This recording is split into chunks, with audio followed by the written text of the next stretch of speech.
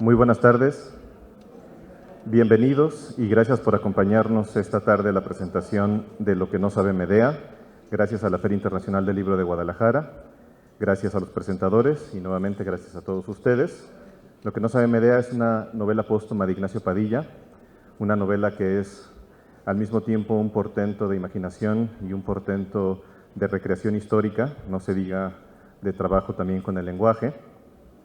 Nos acompañan esta tarde a presentarla Jorge Volpi y Pedro Ángel Palou, amigos de Ignacio Padilla, compañeros y fundadores de la generación del crack junto con Ignacio, notabilísimos escritores, narradores y ensayistas, igual que Ignacio Padilla.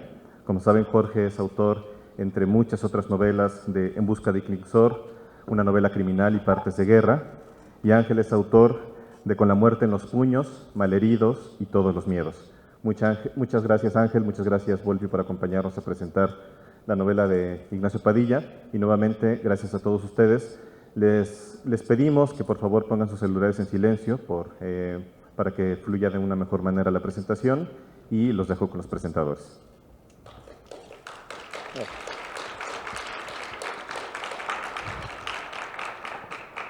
Muy buenas tardes a todas, a todos, a todos.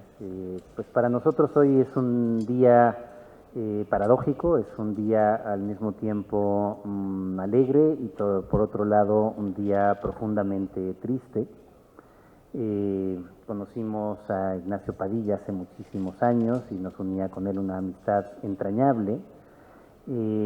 Como ustedes saben, Ignacio Padilla murió hace unos años en un accidente automovilístico que cegó la vida de uno de los narradores más importantes de nuestra lengua y con quien fue en muchos sentidos un enorme honor y un privilegio convivir durante tantos y tantos años. Nacho, al morir, dejó en su computadora y en sus cuadernos, se le escribía a mano en cuadernos muy pequeñitos, con una letra de zurdo casi incomprensible, pero muy apretada, muy típica, y luego pasaba a computadora sus distintos textos. Y en ella, gracias al apoyo de su familia, pudimos encontrar y recuperar varios textos inéditos, sobre todo la última parte del libro de cuentos que daría lugar a que se completara por fin la micropedia, que es el libro de cuentos que Nacho imaginó a lo largo de más de 20 años. 4 libros de cuentos pensados como un todo orgánico y a los que les dio el título, que ya no alcanzó él a ponerle, de micropedia, y que gracias a la editorial Páginas de Espuma pudimos publicar hace unos cuantos años, y creo que es un libro que es un hito en la historia del cuento, no solamente en México y en español, sino en general en la historia del cuento en la última parte del siglo XX y del siglo XXI, una obra realmente portentosa, probablemente la obra maestra de Nacho, que siempre se consideró a sí mismo primordialmente un cuentista más que un novelista, y aunque abordó otros géneros también como el cuento para niños, en el cual también era maestro, o el teatro. Entre sus papeles también pudimos recuperar una novela de la que nos había estado hablando hace muchos años.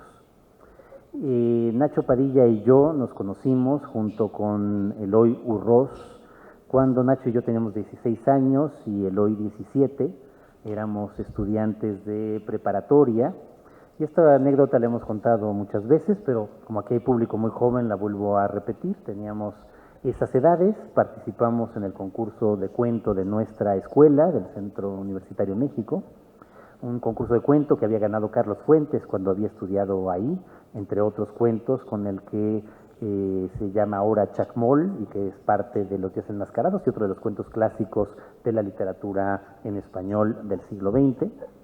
Y participamos en ese concurso de cuento, Eloy Urroz y yo, que éramos compañeros de aula, de salón Cuando se dio a conocer el veredicto, el ganador era un chico de la generación anterior a nosotros, al que no conocíamos, Ignacio Padilla. Eloy quiso ir a conocerlo de inmediato, me lo presentó a mí y a partir de ahí empezó mi amistad entrañable con Nacho, que se prolongó hasta el día de su muerte. La nuestra ahí, en esa primera fase, pues fue una etapa sobre todo en la que nos animamos por completo a dedicarnos a la literatura, en que comenzamos a leer nuestros primeros libros en serio, en que comenzamos a escribir por primera vez ya con la conciencia de que los tres queríamos convertirnos en escritores. Fruto de ello terminarían siendo algunos libros, sobre todo Tres bosquejos del mal, y al mismo tiempo cada uno estaba preparando sus primeras novelas. En esos mismos años terminamos la preparatoria, Nacho se fue a estudiar comunicación en la Universidad Iberoamericana, Eloy letras en la UNAM, yo derecho en la UNAM, pero seguimos manteniendo esa vida literaria. Finalmente logramos publicar nuestras primeras novelas, los tres. En el caso de Nacho, La Catedral de los Ahogados, que publicó la Universidad Autónoma Metropolitana en su momento. En el mío, A pesar del oscuro silencio, una novela sobre el poeta Jorge Cuesta. Y en esos años, la novela se publica en 93,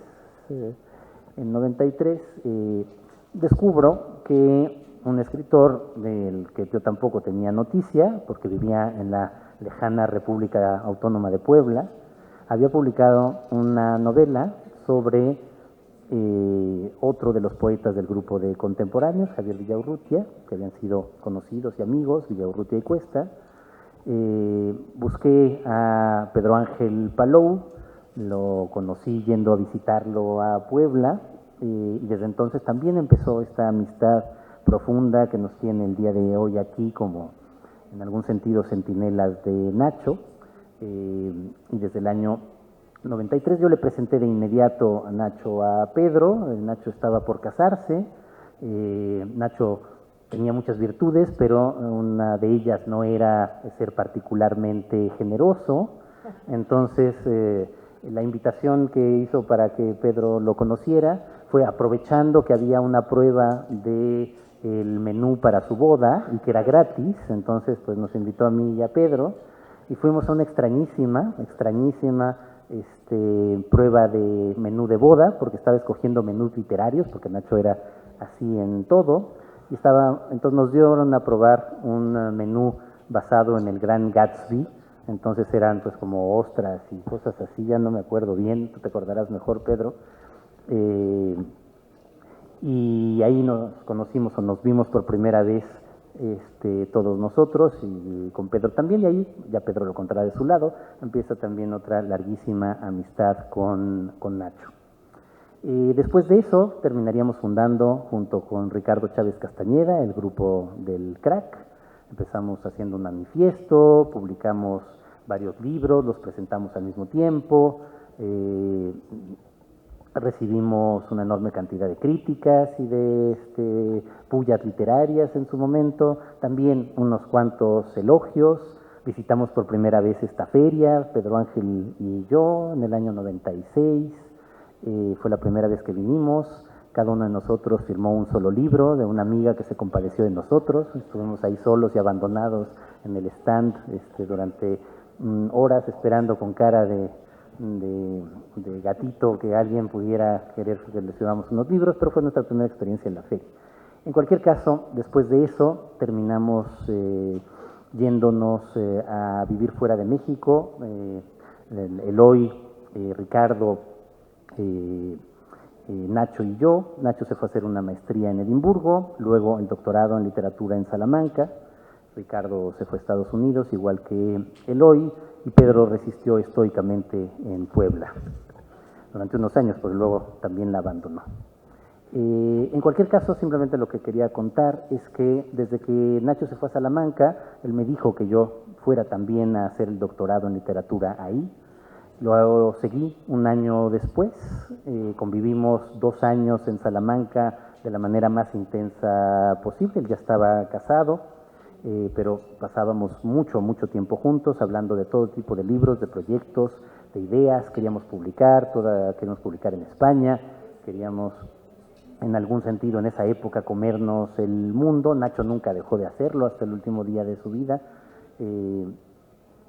Y desde entonces, desde esas épocas, recuerdo que mientras yo le contaba a Nacho que quería escribir una novela, y que escribía ya en esa época una novela sobre el nacimiento de la física cuántica en Alemania y cómo se vincula esto con la historia del nazismo, Nacho también estaba obsesionado ya, todavía no había empezado para nada a escribirla, pero estaba obsesionado ya con la idea de escribir una novela sobre los hijos de Joseph Goebbels, esta figura clave del nazismo, el gran propagandista del nazismo.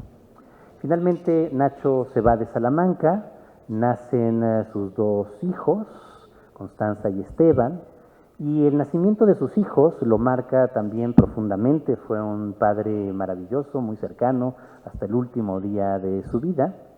Y yo creo que esa paternidad lo llevó a por fin empezar a pensar más en serio en la escritura de esta novela. ¿Por qué? Porque la historia de Goebbels es realmente sobrecogedora. Es una historia en la que, bueno, él fue el gran propagandista de Hitler durante toda la época del nazismo, uno de los primeros partidarios de Hitler, el creador en algún sentido de la propaganda moderna, uno de los hombres que pensaríamos entonces más cercanos a esa encarnación aparente del mal absoluto que era Hitler. Estuvo a su lado todo el tiempo durante la Segunda Guerra Mundial, desde las primeras victorias contra Checoslovaquia, Polonia, Francia. Luego, conforme la guerra iba avanzando, siempre fue uno de los que se mantuvieron fieles absolutamente a su lado. Cuando a partir de la guerra de Stalin, cuando a partir de la invasión a la Unión Soviética, la Operación Barbarroja y el sitio de Stalingrado, comienza a dar la vuelta la historia de la Segunda Guerra Mundial, y Alemania comienza a perder lo que hasta entonces había ganado. Goebbels también se mantiene con el Führer absolutamente leal, a diferencia de otros tantos que en esa época ya comienzan a ver los primeros resquebrajamientos del régimen. Finalmente, cuando las tropas rusas comienzan a avanzar hacia Berlín, mientras los aliados ya han desembarcado en Normandía y en Sicilia, y donde esa pinza está a punto de hacer que desaparezca el régimen nazi, el Tercer Reich, ya muy cerca de la caída de Berlín, Hitler se suicida junto con su esposa Eva Braun, y en ese momento el que se convierte durante unos días solamente en el líder de Alemania es precisamente Goebbels. Los otros figuras clave, Himmler, Göring y otros habían estado cada vez más lejos finalmente de Hitler. Y cuando ya es claro que los rusos están a punto de llegar y que van a tomar toda la ciudad, y que seguramente si los encuentran vivos van a terminar ajusticiándolos, Joseph Goebbels y su esposa Magda toman la decisión de suicidarse, como lo hizo también el Führer, imitándolo. Pero antes de hacerlo, deciden que van primero a asesinar, no hay otra forma de llamarlo, a sus propios hijos, ¿no? Los hijos que se llamaban, porque no sé si los tenemos aquí en la lista. Exacto, los hijos de Hitler, que todos se llamaban con H, perdón, los hijos de Goebbels, que se llamaban todos con H en homenaje a Hitler, ¿no? Helga, Hilde, Helmut, Holde, Heda y Heide. Entonces, a partir de ahí es donde viene la obsesión de Nacho por esta historia. La historia de unos padres que deciden matar a sus propios hijos por lealtad hacia el régimen. Y en efecto, la historia lo que cuenta es que los envenenan, y después de eso, tanto Joseph Goebbels como Magda se suicidan. Nacho se obsesiona con esta idea y la reencuentra con el mito griego de Medea, esta mujer que por venganza, es un poco distinto, también termina asesinando a sus propios hijos. Esta historia, por lo tanto, ya cuando Nacho tiene hijos, lo sobrecoge enormemente, o sea, la posibilidad, quizá el crimen mayor que se le ocurre, la idea de que un padre pueda sacrificar a sus propios hijos simplemente por un acto de locura, sea la locura de la venganza de Medea, o sea la locura de la venganza o de la locura ya no de la venganza, sino de la fidelidad en el caso de Goebbels. A partir de ahí, Nacho teje una contrahistoria posible que tiene que ver con la idea de que el hijo del primer esposo de Magda Goebbels, Harald Quandt, ya acabada la Segunda Guerra Mundial, busca, porque existe la posibilidad en la novela, al menos, de que estos niños no hubieran muerto y de que hubieran seguido sus vidas. Y entonces Nacho comienza a imaginar cuáles hubiesen sido las vidas posibles de estos niños que en realidad fueron asesinados por sus padres. Entonces, de alguna manera, lo que hace Nacho, y es muy paradójico en esta novela, es resucitar a los hijos, a las víctimas a fin de cuentas realmente del régimen totalitario nazi, dándoles la posibilidad al menos de tener una nueva vida. Y ahora publicamos esta novela de Nacho, después de estos años que han pasado desde su muerte, y esta novela que es sobre la posible resurrección o por la posible permanencia de estos niños muertos, se da paradójicamente cuando la novela nos permite a nosotros hacer que Nacho también de alguna manera reviva aquí en la Feria del Libro con todos ustedes. Muchas gracias.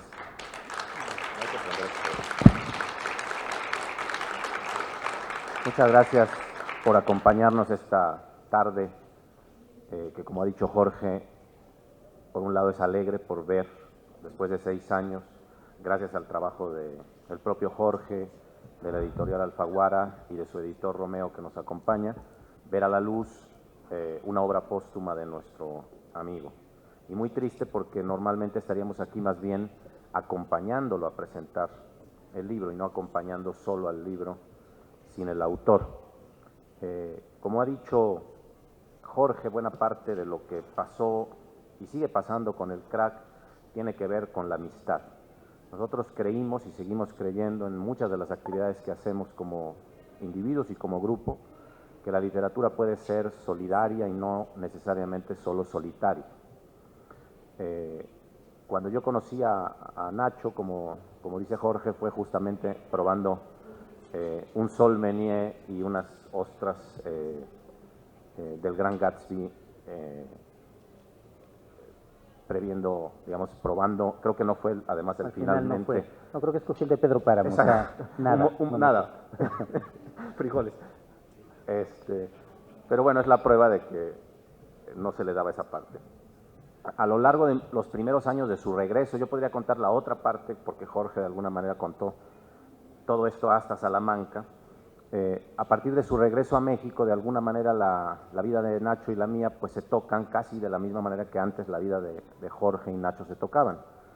Yo era profesor en la Universidad de las Américas, Puebla, y lo invito a trabajar en mi mismo departamento, a dar clases de literatura, y prácticamente cuando él casi había llegado, no había pasado un año, yo me voy de secretario de Cultura y él gana el premio Primavera de Novela con su novela Anfitrión. Entonces, de alguna manera cambia la vida de Nacho, cambia mi propia vida. Y después de ese primer, digamos, momento, lo seguí invitando a todos mis proyectos. Estuvo conmigo en la Casa del Escritor Refugiado en Puebla, dio muchos talleres que muchos escritores poblanos todavía recuerdan y admiran y quieren a Nacho por su magisterio como escritor. Buena parte del rigor de Nacho lo continuaba en sus clases. Podía casi asesinar a un alumno que tuviera un anacoluto, que era uno de los errores que más le preocupaban de la prosa. También en las revistas contribuyó permanentemente en la revista Revuelta y en la revista Unidiversidad, y luego incluso ya fue un profesor de nuevo de tiempo completo porque él se había ido y regresó como profesor de tiempo completo a la Universidad de las Américas. Cuando yo fui, regresé allí como rector y luego nos fuimos los dos a la Ibero de México y él se quedó, yo solo estuve un semestre y él se quedó como profesor hasta el día de su muerte en la Universidad Iberoamericana del plantel Santa Fe. Entonces, de alguna manera, toda esa parte de este Nacho ya formado, que regresaba y que tenía todas estas ideas muchas veces extravagantes, me tocó, así como esas conversaciones de Jorge, nada más que en mi caso no era en la idílica Salamanca, sino casi siempre acompañándolo a fumar fuera de alguno de los edificios a los que me he referido, porque él era un fumador empedernido y la lucha en contra del tabaco justamente era la década en que era absolutamente imposible para Nacho fumar. Y entonces, buena parte de esas pláticas y de las pláticas sobre este libro que yo tuve con él, la última muy larga fue en el primer Léala en Los Ángeles, cuando él ya estaba muy embebido en la idea de ahora sí escribirlo, pero todavía no había escrito más que ideas y no el borrador. También las fui viviendo de esa manera. Entonces, por un lado yo quería contar esa otra parte. Nacho era, sí, de la misma manera, no sé si Jorge esté de acuerdo, pero de la misma manera en que repetía y revisaba un párrafo del inicio de una novela, a lo mejor 30 veces en los mismos cuadernos, con la misma letra a la que se refería Jorge, de la misma manera también verbalizaba sus historias. Hay escritores que no te cuentan qué están escribiendo, y Nacho sí, Nacho contaba sus ideas, las reformulaba, le daba otra vuelta. Incluso en ese viaje de Léala, quizá por esta parte de la que habla Jorge, de la paternidad, en algún momento me dijo, y a lo mejor ya ni siquiera van a ser los hijos de Goebbels, van a ser otra cosa totalmente distinta. Todavía no había descubierto esta idea de que fuera un medio hermano, sería, ¿no? Gerald Quandt, quien los buscara y que estuvieran vivos, que es quizá el gran descubrimiento narrativo de esta novela. El poder resucitar a los hijos envenenados de Magda Goebbels, que estaba tan loca como el propio Joseph Goebbels, se sentía diosa griega ella misma, heredera de Hera, tenían estos delirios de grandeza similares a los de Hitler, pero la propia pareja, los dos, ¿no? Entonces, la locura de esa Medea que descubre Nacho es tan similar a la locura del propio Goebbels. Lo que yo no sabría hasta que Jorge me envía el manuscrito, que estaba empezando a trabajar para la edición, es qué iba a pasar con esa historia que había yo oído tantas veces de boca de Nacho. Y es, digámoslo así, Nacho Padilla en esteroides. O sea, la prosa de Nacho llevada al límite absoluto. Lo que empezó en Si volviesen sus majestades, continúa en Anfitrión, en Espiral de Artillería, en El daño no es de ayer, llega aquí a extremos de un barroco excepcional.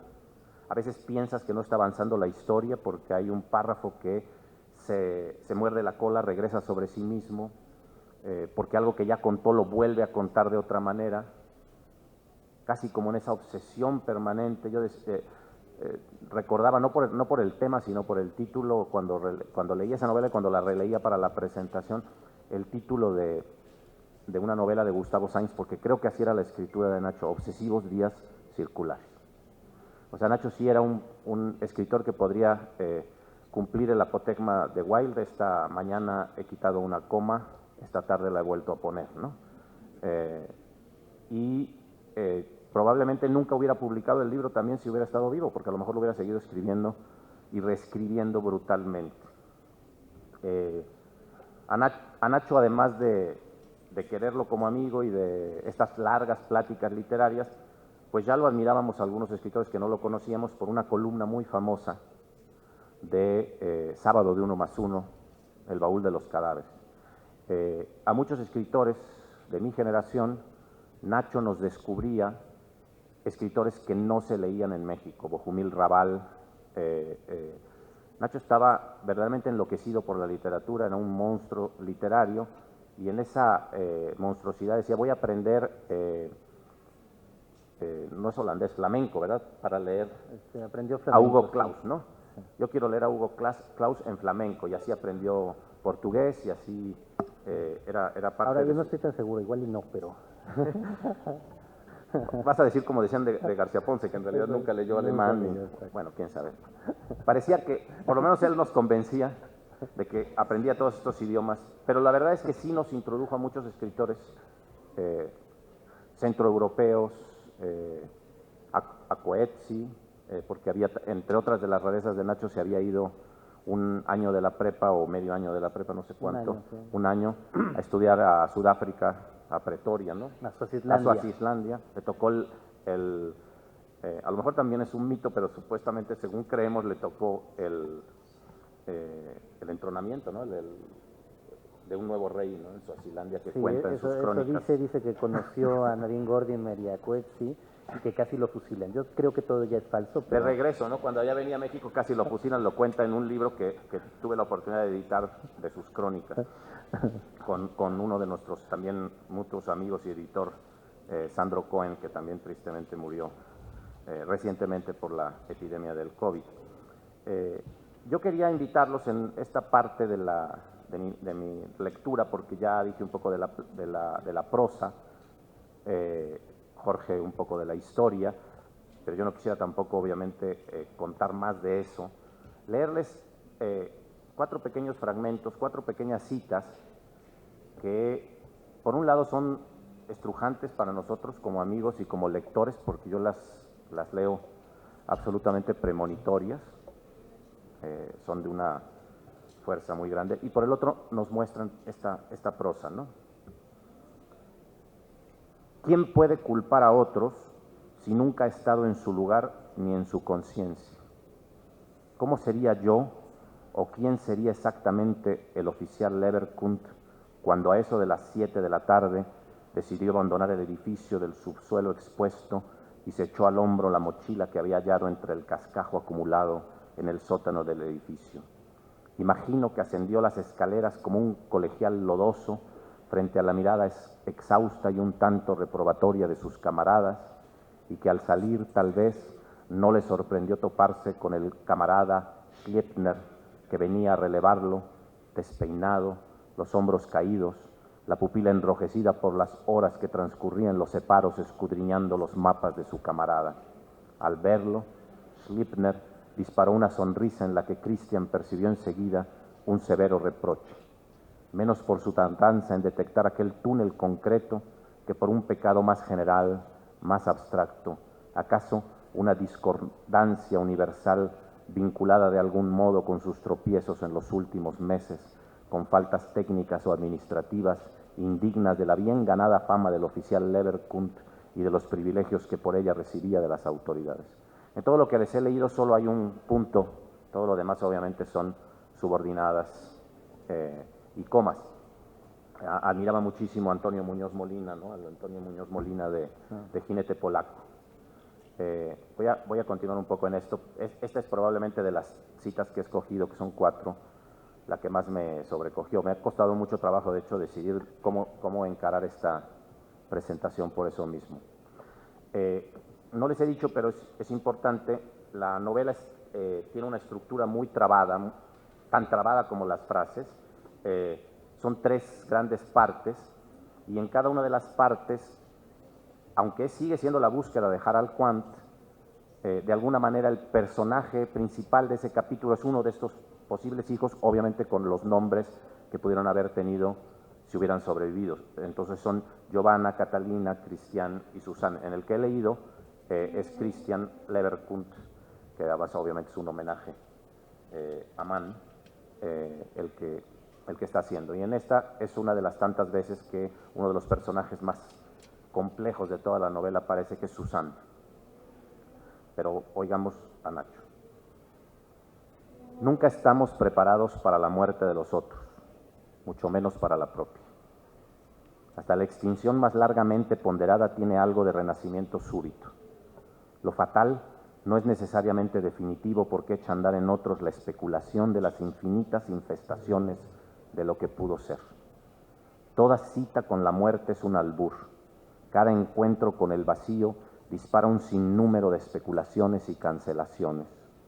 Por más que nos aferremos a los datos duros, las cosas siempre pudieron ser de otro modo y las sorpresas que nos deparan los deudos de otros tendrían que ser al cabo tan habituales como el pulso del corazón. Y bueno, ya empiezan los personajes, ¿no? Nunca pude comprobar si Albert Cornwall hubiera cumplido enteramente con nuestro trato, cuya primera cláusula pagué en cuanto conseguí hablar por teléfono con Susan Gray, etcétera, ¿no? Y la desaparición de Susan en el Mar del Norte. Y yo siempre digo que una gran novela, y esta es una gran novela, tiene una, a veces muy explícitamente en alguna parte de la novela, y a veces se va diseminando a lo largo de la novela, una teoría de la novela. Expresa su propia teoría de esa novela, que es una teoría de la novela. Y creo que de alguna manera esta tercera cita nos lleva hacia eso. Por cierto, otra de las grandes obsesiones de Nacho, y que Jorge ha comentado con la micropedia, eran los mapas, ¿no? Todos, no sé tampoco si esos mapas existían o eran mapas que él dibujaba, porque Nacho también había eso siempre.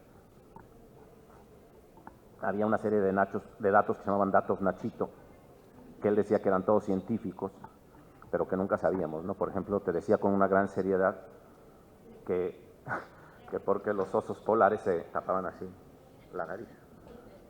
Y era porque era lo único no blanco para que no los reconocieran, ¿no? O tenía una teoría complejísima de por qué en las noches sacamos un pie de las sábanas y el sistema de compensación de temperatura corporal que eso produce, y él estaba convencido que tenía una explicación científica para eso. O la de los pechugas palpitantes. Él decía que Kentucky Fried Chicken había cambiado su nombre a KFC, como lo conocemos ahora, no porque fried ya sonara mal en esta época de comida tan sana, sino porque en realidad lo que habían hecho los dueños, los herederos del coronel Sanders, era tener un laboratorio donde ya no había pollos, sino que conectados a unos tubos había solo pechugas que palpitaban, las iban creando y luego con eso hacían el pollo Kentucky. Así que, volviendo un poco a la seriedad de la prosa de Nacho, en otro capítulo muy bueno, uno de los capítulos más interesantes del libro, que se llama Christian, el valor de la ruina, yo creo que está parte de esa teoría a la que me refería. Escribir es sentenciar, pero también cartografiar. Los diarios, las cartas, las bitácoras y los cuadernos de memoria tienen algo de denuncia y otro de mapa. Se exploran y se escriben las rutas recorridas en el pasado, como quien mapea una tierra antes ignota, cuyos huecos ha sido preciso iluminar, dibujar o balizar, con la certeza de que otros luego los recorrerán, replicando en su camino la mirada de quien pasó primero por ahí y quizá no supo que su percepción de lo acontecido sería al cabo una guía para otros, y que sus lecturas y omisiones pueden conducir incluso a sus yoes futuros a perderse o salvarse en nuevos laberintos. Independientemente de que a veces no sabemos qué es lo que dice la prosa de Nacho, tienes que leer muchas veces este párrafo para saber qué te está diciendo. Lo que es cierto es que, si ustedes me escucharon leerlo, la literación de la R y el trabajo de la poesía, porque es realmente poesía, es probablemente lo más cercano a lo que hacía Daniel Sada, aunque a Daniel lo que le importaba era la métrica, y a Nacho lo que le interesa es el interior de las palabras y cómo ese interior juega consigo mismo. Entonces, Romeo ha hecho un trabajo maravilloso, porque editarlo, y además sin poder discutir con él, ha de ser un trabajo brutal. Y entonces, voy a terminar con esta cita, la parte de las citas, y luego ya concluyo. Temo que tendré, esto es ya en uno de los capítulos finales, sobre otro de los temas fundamentales de Nacho, que son los demonios, y es un personaje también bastante siniestro, Giovanna, y el personaje se llama Súcubos, o el título, perdón, el personaje se llama Giovanna y el título del capítulo se llama Giovanna Súcubos. Recuerden que Nacho escribió su tesis de doctorado sobre el demonio en Cervantes. Ahí sí voy a contar rápido una anécdota. Yo estaba escribiendo una novela sobre el demonio, se la di a leer y me dijo, espérate. Se la llevó a su casa y me la regresó reescrita por él. Le dije, Nacho, entonces mejor escribe tú tu novela sobre los demonios. Entonces vamos a este pedazo de los súcubos. Temo que tendré que acostumbrarme a comprar mi ciudad, a comparar mi ciudad y sus certezas con el ultramundo escurridizo de Malombrosa. Me resignaré a desvelarme más de la cuenta y a revivir en sorbos de café la amargura de los saúcos junto al río, a buscar el cuadernillo de la Santa en el periódico de finanzas que me dan a leer cada mañana, el mismo donde leo las noticias sobre los restos de Hedda Goebbels hallados en un cementerio berlinés o sobre la inminente caída del muro de Berlín. Aceptaré tomar más somníferos de los que me receta el cardiólogo. Cancelaré juntas de negocios porque ahora debo pasar inconvenientes horas inerme en esta especie de malaria que me inyectó en Malombrosa algún insecto avieso. Finalmente, haré mía la rutina de despertar sobresaltado de un mal sueño y me habituaré a no creer que mi ambición me ha enterrado bajo el manto de los miedos que me asedian desde niño. Me atrevo a pensar que esta última frase resume en una nuez la psicología completa de nuestro amigo. Me habituaré a no creer que mi ambición me ha enterrado bajo el manto de los miedos que me asedian desde niño. Pues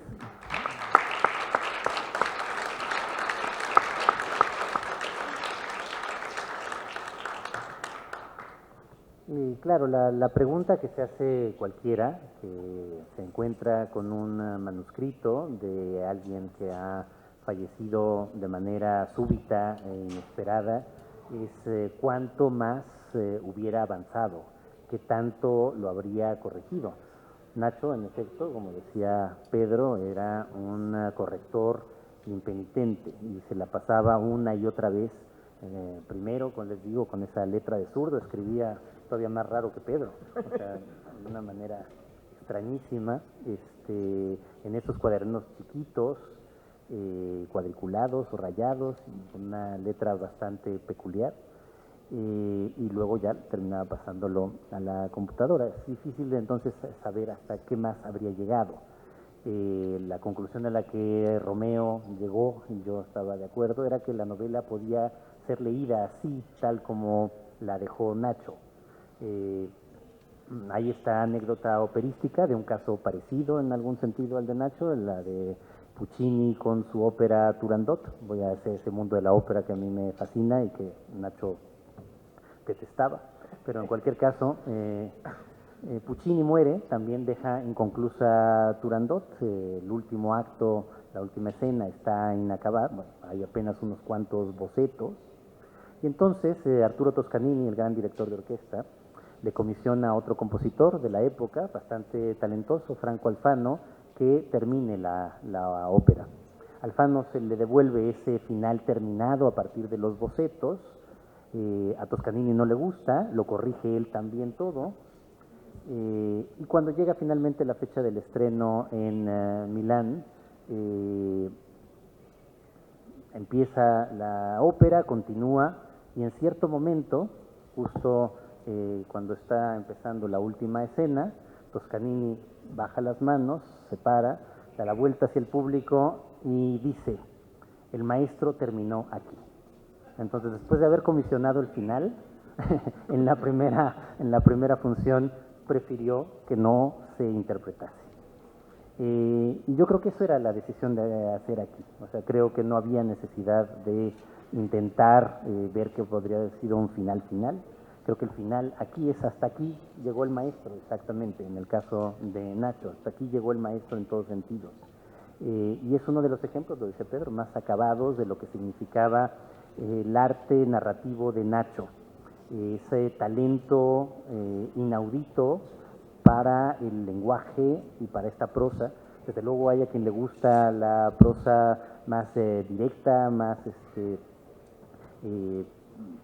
pulcra, más clara, pero Nacho era el maestro de lo contrario, de lo abigarrado, de la elipsis, de lo oscuro, de lo que no se dice, con muchas palabras diciéndolo al mismo tiempo. Y eso muy pocos escritores en lengua española lo han logrado. Desde luego, su maestro absoluto, que era García Márquez, es el otro caso, y de ahí yo creo que viene en buena medida, no una imitación, sino simplemente una especie de arte narrativa semejante, la de trabajar la prosa de esta manera que pudiera ir envolviendo al lector en capas, una capa tras otra, hasta terminar por noquearlo por completo. Y eso que hacía García Márquez creo que solo lo ha logrado Nacho.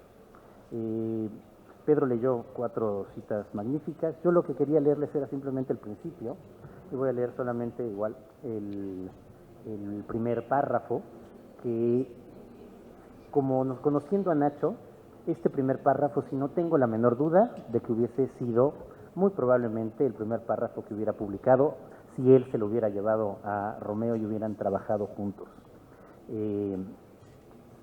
Y, digamos, en algún sentido no deja de ser un párrafo perfecto y un perfecto ejemplo de lo que Nacho hacía con la prosa. Aviones, grullas, quizá palomas. Una parvada alucinante de figuras de papel me abraza mientras caigo en el vacío, tan despacio que el aire podría ser agua, y las papirolas, peces que me empujan hacia abajo. Cuando estoy por tocar fondo, abro los ojos y me incorporo bruscamente en una habitación que desconozco. Me incomoda no reconocer la cama en la que yazgo, ni el techo que me cubre, ni siquiera la mente que me piensa.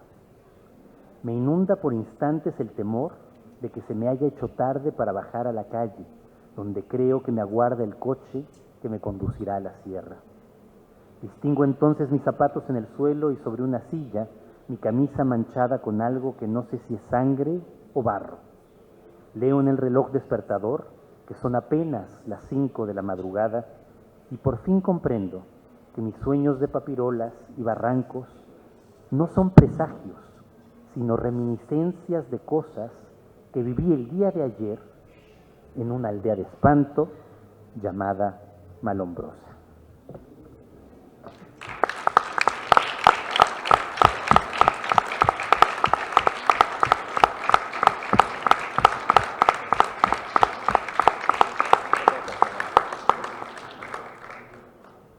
Pues muchísimas gracias a todas y todos por acompañarnos en este homenaje también a Nacho Padilla. Lean esta novela portentosa, ¿no? Lo que no sabe Medea. Busquen aquí también en la feria la micropedia y busquen todos los demás libros de Nacho que aquí están, libros para niños fantásticos. Si tienen niños de verdad se los recomiendo muchísimo. Libros de cuentos, ensayos, novelas y obras de teatro. Muchísimas gracias.